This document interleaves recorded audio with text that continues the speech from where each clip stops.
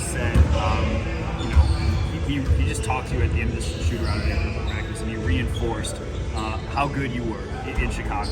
What does that mean to you when he just reinforces the positives?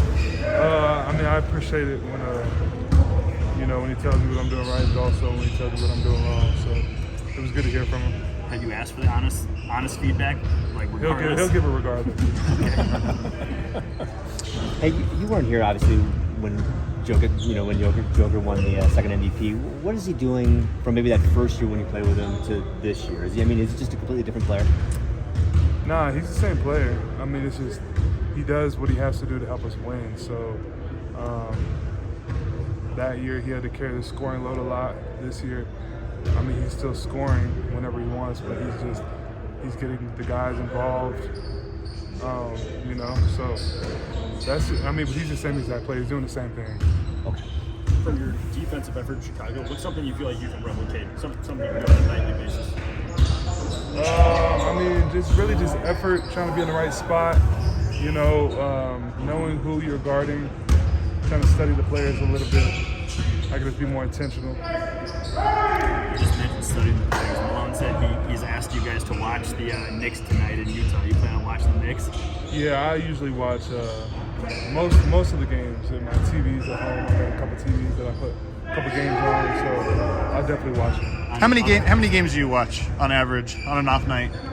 I just kind of got a couple playing. I don't like sit there and not miss a second, but while I'm eating, while I'm doing other stuff, getting treatment or whatever, I'll have the games on and be paying attention. Is it teams? Is it players? You kind of, It's really just the whole league. I mean, right now the league is very spread out with talent, so there's really no super teams right now. Everyone just kind of is a really good team. So all the games are pretty interesting to me. Anybody can beat anybody right now. Who do you like watching?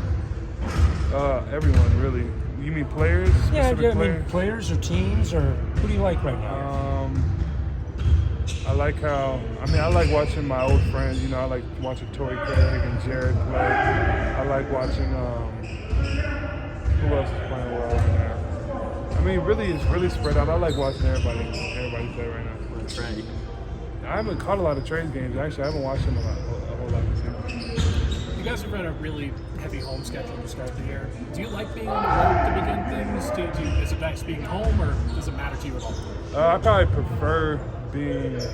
I'm honestly 50-50. I don't prefer either one over the other. I think you kind of getting a good schedule being on the road because you're kind of just. It's all about basketball and sleep and recovery. At home, there's a little bit more going on off the court and things like that. But I like being at my place at home. But at the same time, the road is good. Has good things as well. You guys are obviously 9-4, trying to integrate new pieces. You back, Jamal back. What do you attribute the fact you guys have gotten off to a hot start, even you're trying to integrate everything? I think when we have our full team, we're a very hard team to beat. We're a very good team. Guys are still working their way back to 100%, but we just have all the pieces we need, so we just feel very confident going into every game that we can win. From the start of the season till right now, do you feel that there's a difference between how you're seeing shot opportunities for you within the flow of the offense? No, it's really just about my mindset going into the game. Because when I'm moving off the ball, even if I'm weak side, but when I'm moving, when I'm looking for my shot, when I'm getting to the rim and not just settling. It's really just about mindset for me. But I can score within the flow of the offense without,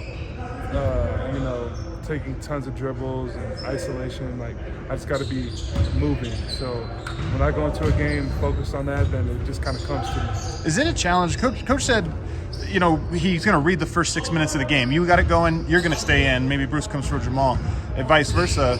Is that a challenge, not knowing necessarily going into the game what your rotation will be? I prefer that, actually. I actually was going to talk to Coach about that the other day, but then he just did it naturally in Chicago. I was just going to say, if I feel like I'm in rhythm, I have some points going early, my shot's feeling good, whatever, and then Jamal gets off to a slower start, why not let him rock with the second unit and keep me in there? Or vice versa, if I get off to a slow start, but Jamal's cooking, let him stay in rhythm a little bit longer, stay in the game longer, bring me out. I was going to bring that up to Coach, but they did it already in Chicago. So I think that's a good thing, just reading the game, seeing who's rolling and keeping them in there until they stop rolling. How would you evaluate your off the dribble game so far this year, particularly your at the rim game, getting to the rim? as my body feels more comfortable, I get my legs back under me. It's obviously something I should mix in more. I feel like I always can get to my jumper. I always can shoot jumpers whenever I want. So just mixing in a complete game, getting to the rim, because I can do that. Sometimes I just settle. So it's just about mentality, mixing in, getting to the rim along with shooting jumpers. How much did you practice those euro steps this summer? That's always. I mean, I just always read the been game. there. I just read the game. I didn't practice. I just tried to read the game and see what the defense gives me. Really. You are kind of your own harshest critic sometimes. How did you get out of your own head, and how much has that helped? Out of my own head, like since when? Since just you don't take things as personally on the court. You know, if you miss shots, you Oh yeah. roll with the flow. Yeah. I mean, I don't know if that's noticeable from the outside looking in, but definitely I feel like I'm just, I miss a few shots. It's cool. Keep it going. Kind of just realize there's so many games, there's so many ups and downs.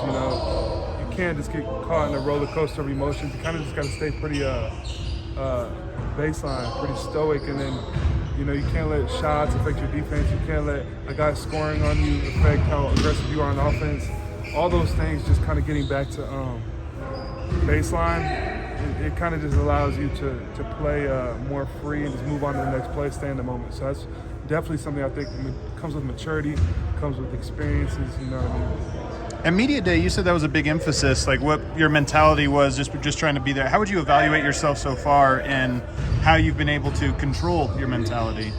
It's pretty good, at the end of the day, we're all humans, so your mental is not all the way there all of the time. I think, just dealing with different things off of the court, you can't bring that to on the court, you know what I mean? But as far as mentality on the court, overall, I'm in a pretty good space. Still getting all my, my confidence and everything back. But overall, I feel like I'm in a pretty good space. Thanks. Thank you.